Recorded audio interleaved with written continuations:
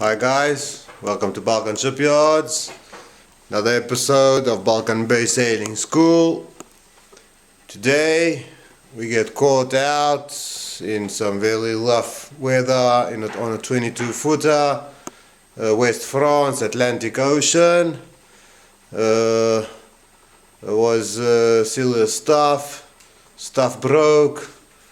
I got slightly injured, but I survived. But before that, let's do some boat building. People, so Proa 1 force to 13. So I'm starting to think about ladders. So here's a ladder shaft. These are external ladders, side ladders, like a Viking ship used to have. So there's going to be two mounting points, one here and one there. This is difficult stuff to come up with and to do, and I'll speak about this in a couple minutes. We'll speak about ladders. Dagger is glassed and primed all over. Here's the armor decked and ready to go. I want to start glassing tomorrow. I've got the hatches, the frames done. Now I'm going to put on 5mm on top of that. There's my sheet of 5mm. There's the other frame next to it waiting. That's the other side of the boat. It's the good old technique of cutting it, screwing it together, and then gluing it up with polyurethane waterproof glue and banging in dowels, toothpicks. And then once it all sets, it's all ready. Now I just put the top on top. Again, polyurethane glue and screws. And then I fill it from the inside, a real good fillet. After the glue dries, I clean it and I fillet it nicely. And then glass around everywhere from the outside. Let's speak about ladders. Oh yeah, that mess in the middle is over there because there's bricks that are heated on the fireplace. And they are heating up now the dagger case. Because it is glassed like I do. Because I like doing verticals first. And then I'll do the horizontal. So it's all been glassed like 3 days ago, but it's battling with the temperatures. Rudders. The guy that will solve, that will invent Proa rudders that are effective, simple to use, and safe, he's the best in the world. Okay, he's a magician. This is one of the biggest problems on a Proa, except for shunting, except for getting the rig to move fore and aft. The ladders might be a bigger problem. Because I'm very happy with the shank. It shunts very easily, very safe, very simple, not expensive, very cheap actually. And you can make it yourself. I'm very, very, very pleased with the rig. Ladders, probably the lifting ladders of Dick Newick would be probably the best, but I don't like them. They work well because they're under the boat. Having a side ladder on the side is causing another ugly wave, and you don't want to do that. Okay, that's resistance and that's slowing you down. That is not good stuff. Having something against the side of the hull, messing up the flow. Bad stuff. Dick Newick solved that by making lifting rudders like Russell Brown has on all his Proas, and many other Proas in the world have that system. Okay, very good. Yes, I like him too. But what I don't like is that you got weight on the bow. You always got weight on the bow. I don't like that. And what I don't like is you're losing a compartment if it's your stern where you could load heavy stuff and bring your CLR aft for running downwind. I don't like those two things. You're heavy on the bow and you haven't got place on the stern. So if you have a side ladder, so if that would be that, and then I can move it to the other side, then I haven't got weight on the bow. And I've got a big compartment on the stern where I can load heavy stuff for going downwind. So then my original plan was raise them up. That's why I put the akkers here, and I made such a big coach roof, because I was really thinking about ladders. I'll show you on the model.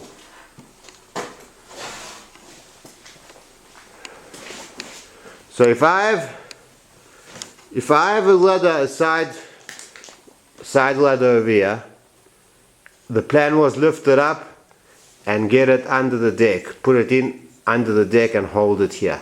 So it goes in under and it comes down, goes up, comes down, goes up, comes down. So then you have two, one in the front and one in the back, and the front one is up and the back one is down, and you're sailing really happy. But what happened was, and that's why I designed the boat to be this way and have my akkers way ahead. But then suddenly it occurred to me that I got a lot of weight coming close to the bow. Okay? At the moment I'm kind of borderline.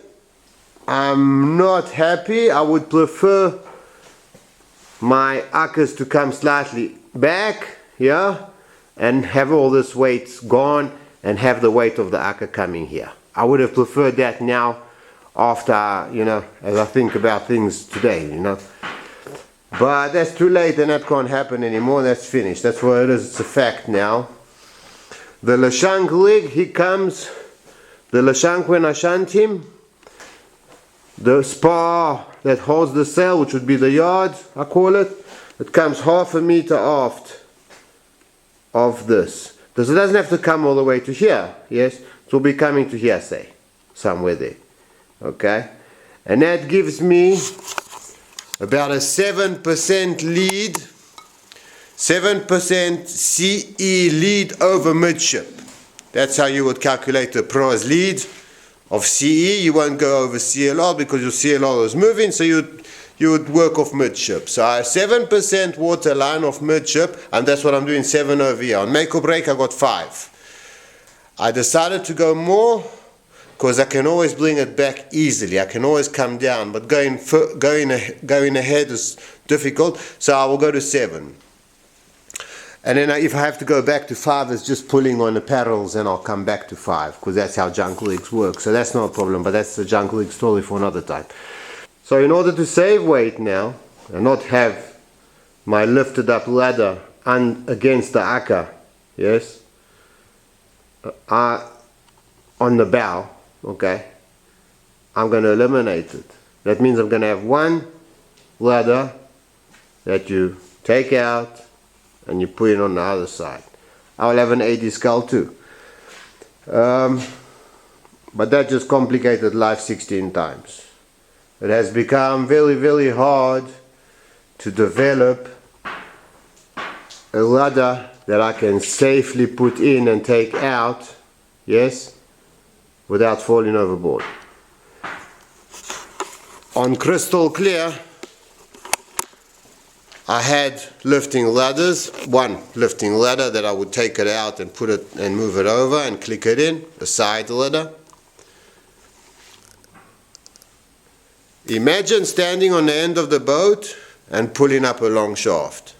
You can't kneel down. That's the difference between a ladder and the AD scull.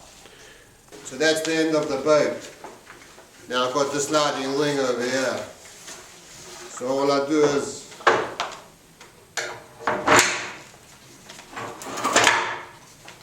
and I'm ready to go. I'm far from the end of the boat. Really safe tool to use. I like this feature a lot. Much better than standing over here and messing around with a long shaft.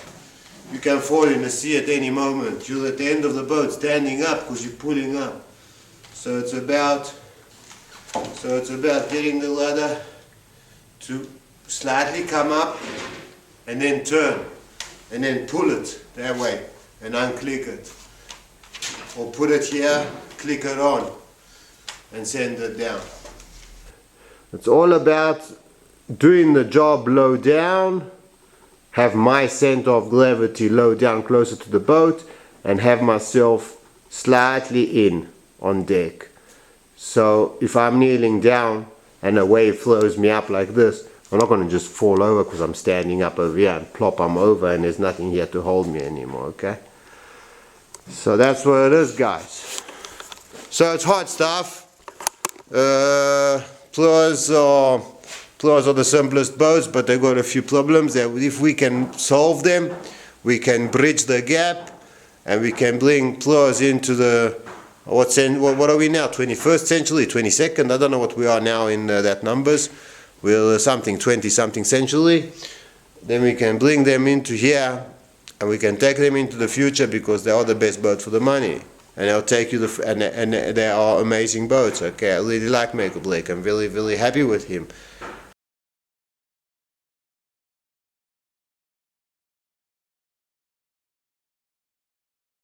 So, I was somewhere in the,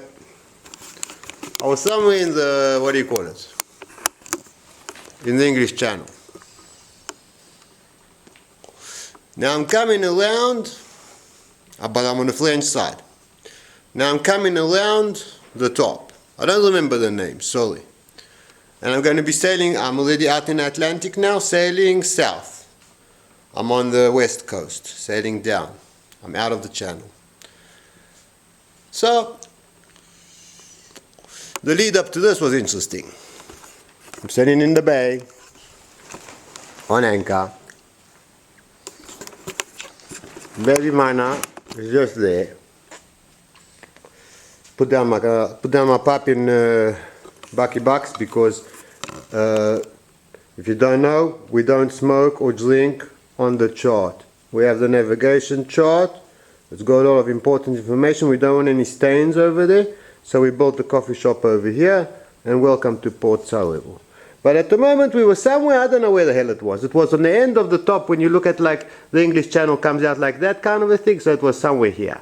So then we have to go around Florence like this. We're going down to the Midi Canal, to the Gironde. Okay, we're sailing down towards the Gironde, yeah. So, but we're here up at the top still. Okay, so the neighbor boat. So there was neighbors on the boat. Two guys. They were anchored 50 meters away. It's morning, and I don't feel very confident about the weather, but because I don't know what I know and I don't know what I do know, so then I go over with my little paddle boat. I go over to I had a kayak, inflatable piece of junk. What a crap kayak it was. But anyway, I paddle over. I said to them, do you know the weather? So then I paddled like from here to there. So he looks on his electronic thing. He's got an electronic thing that tells you the weather. That's what he's got, the guy, you know. I mean, that's what I wanted him to have, okay? And he says to me, it's good, and it's going to get bad by tonight. Now me, from the top of Florence, which is somewhere over there, I don't know where I was, I have to go this much. I don't remember where I was planning to go, but Brest is over here already, okay? So we sail out. We go out. So yeah, we do the same thing we do every time. We do green on red, see ahead. Okay. I leave the nun to starboard. So yeah, it's a force 3.5. I'm landing, wing on wing. Okay. My Genoa is pulled out. Okay. Of course, I don't have a preventer on the boom of the main. Why would I have a preventer on the boom of the main? Because I'm a new dumb sailor. I don't need a preventer on the boom of the main. So there's no preventer on the boom of the main. And so the main's boomed out all the way. The sail's kind of lying on the shrouds. You know, it's not so good, but that's what it is. So we're heading south. Chuku chuku, you know. Somebody's steering. Me, Zhenya, I don't remember who, because all the way from England to Bulgaria, we had no autopilot on board. We almost had no battery. We had a very small battery only just for radio and lights and a small solar panel. So I had to steer, and we were steering most of the way. Beautiful day, sailing down. But I can see these clouds behind me, and I'm wondering Well, like, what's the deal with this cloud? I mean, like, why is the sky getting black over there? Well, I'll tell you a secret. In a second, I learned that when you see a black cloud, it's coming your way, my friend. Because if you didn't see it before, and now you can see it, it's probably heading your way, because before you didn't see it, okay? I got hit so hard by a gust that came out of nowhere. It just came. It's like, wow! And the wind just went from 12 to up. I don't know how much it went. It was in the 20s, okay? It was way 20s. Okay? It's probably coming 30s, probably. That was too long. But I got hit in one time that I had an accidental jibe so good that the boom went above my head. The boom could easily hit my head. I could have died over there, by the way. I didn't manage to. I'm not good in dying. I've almost died a few times, and I'm just not good in it, okay?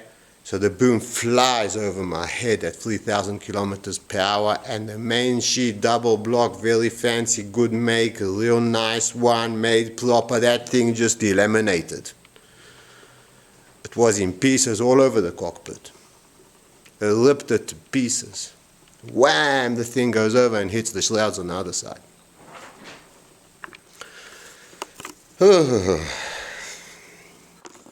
So by now, the sails, the boom's up against the shrouds, the sails wrapped around them, and the main sheet's overboard, hanging off the boom, with the block, whatever's left of it. So I head up, and I quickly pull and furl in the head sail, the roller furling. I furl him into, I leave a little bit left, you know, and I stay headed up kind of, and I pull the boom in, and I quickly furl the boom. I take it away. It was an in-mast roller furling because the previous owner, he was an elderly guy, and he mounted an in-mast furling, roller furling bolted onto the mast, the one that gets bolted on behind the mast, the furling thing.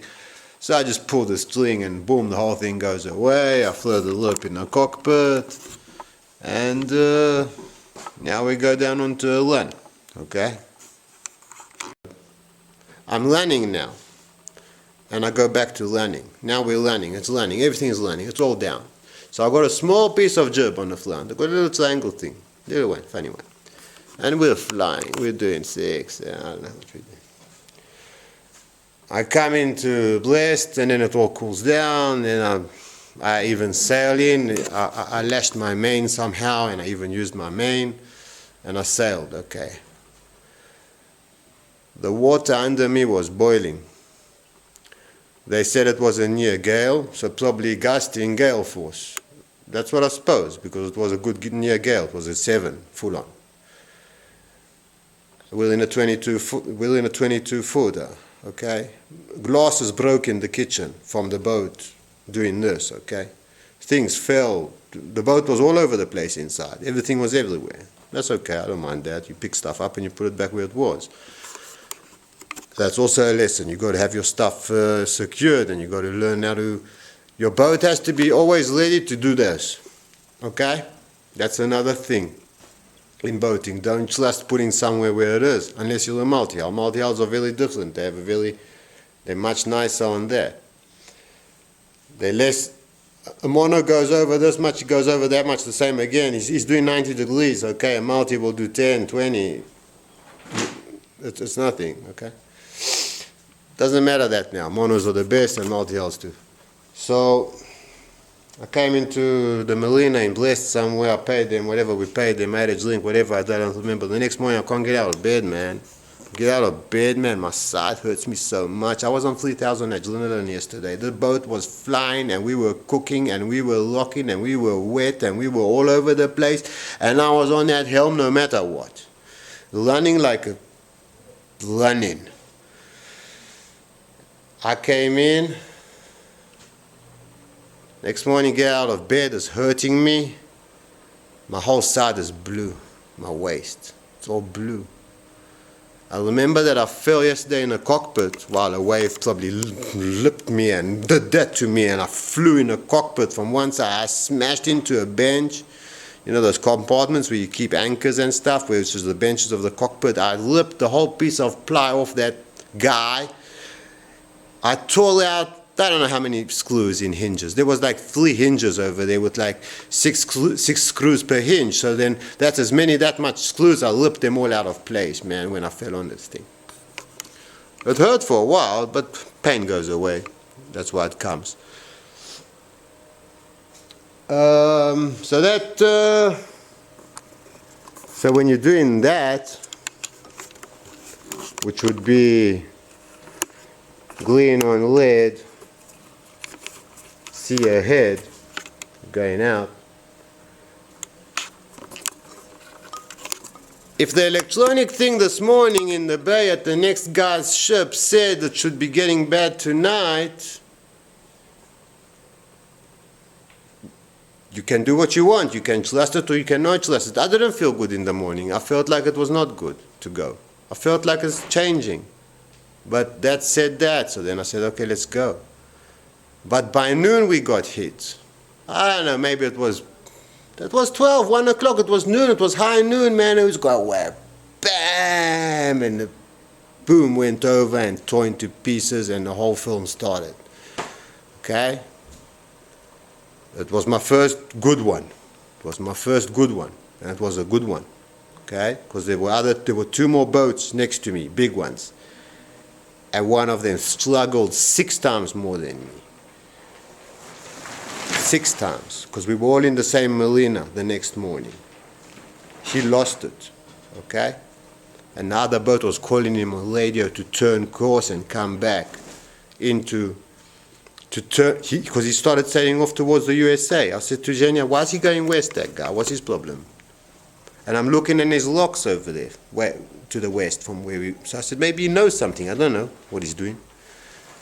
And then suddenly later on, because they're bigger boats, so they overtake me. Later on, he turns and he comes back to our course going south. The other one, he had lead Genoa. He had lead strips. The UV strips were lead on him.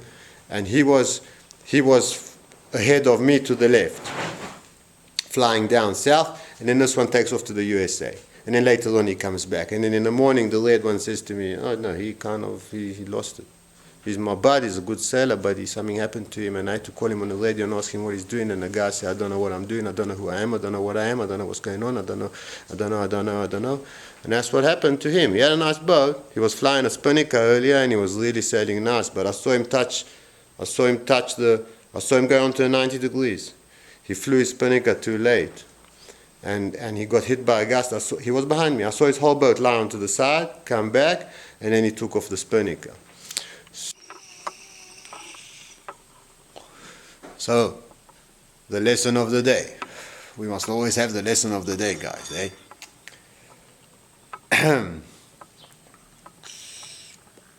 You can trust an electronic gadget, or you cannot trust it. That's up to you, okay?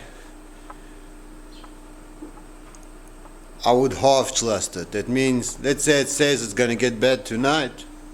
It might be good thinking of it getting bad this afternoon, because that can happen. That's what happened. You see a black cloud in the sky, and it's coming closer, it's getting bigger and bigger and bigger, it's heading your way, no matter where the wind is, because there's a big difference between the surface wind and the wind up there. We all know that now.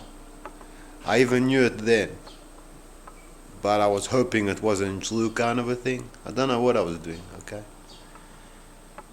So if you see a black cloud and it's getting bigger and you didn't see it before, my friend, it's coming your way.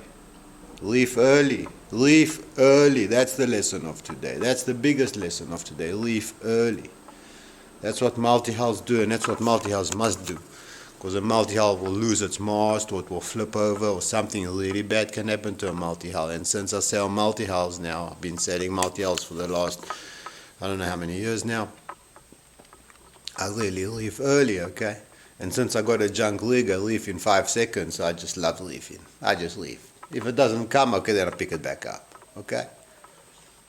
And that's the great thing about junk legs. That can also be the lesson of today. You want a rig that's easy to leave if you're a cruiser, okay? For cruising, leafing is the most important thing there is, okay? Lacing's a different story, we're not going to talk about that. Put a prevent on a boom. If you're learning and you're going to be learning for a long time, let's say you turn and you're learning into a bay and you're learning for a short time, okay, don't put on a preventer. I understand that. I wouldn't put on a preventer every 5 seconds, but if I know I'm going to be learning for a while, of course I'll lash a preventer on. I don't want an accidental job, because an accidental job can happen at any time, and things can break and it can kill you if it hits you on the head. Okay? So put a preventer on. You know, if I had a preventer on, if I was leafed and I had a preventer on, nothing would have happened. Nothing would have happened. Would have kept on sailing fine. Slow the boat. If you're learning and you have almost no cloth up there and you're flying, you'll overpower it. You'll overpower, the wind is really strong, you'll overpower. If you're sailing to windward and you're leaning over too much, then you'll feel that you're leaning over too much, you'll say I'm overpowered, and you'll leave, okay? And you'll get the boat in slim. But when you're learning, you're not heeling. You can't really feel what's really going on, you just see the speeds are going into the 6.5s and the 7s. That's too much for this boat. This boat probably is max speed 6.5. That's like the max of the max, okay, let's say. She was a Kestrel 22, baby mana. She was a cruiser lacer cruiser, whichever one comes first. But if she's going in the 7s and she's learning downwind and she has almost no cloth on her, she's overpowered, my friend. Flow a bite of rope off the stern, you know. As much as you got. Whatever you got is good. If you got a jlog, you're the best in the West, okay? Flow something off the stern, man. Slow the boat. And then also you got a tail holding you for accidental jibe, for accidental broaching, so the boat doesn't broach, okay? So you're holding that, you know, you're preventing broaching, okay? So it's all this stuff that must be taken into consideration, and all this stuff must be done to make sure that you come to port safely.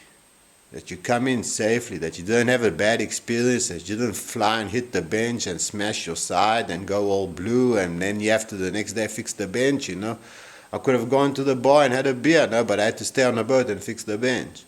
So always think about that, you know. Do I want to go to the bottom and have a beer, or do I want to stay here and fix stuff that broke yesterday? That's the way I see it, guys. So guys, thanks for watching, and if you enjoyed the video, please give us a like, subscribe, please share. We need help, we need to grow, we want to spread the information, we want to revive the shunter, okay? It's about the shunter. You can also find Balkan Shipyards at Patreon. Over there, you can support us with as much as you want. There's Balkan Bay Sailing School over there, and videos of the build. And it's just all over there, so go check us out. Find Balkan Shipyards at patreon.com. Guys, I wish you all the best, eh? I wish you just keep shunting. Keep shunting, and may the force be with you. All the best, guys. Balkan Shipyards.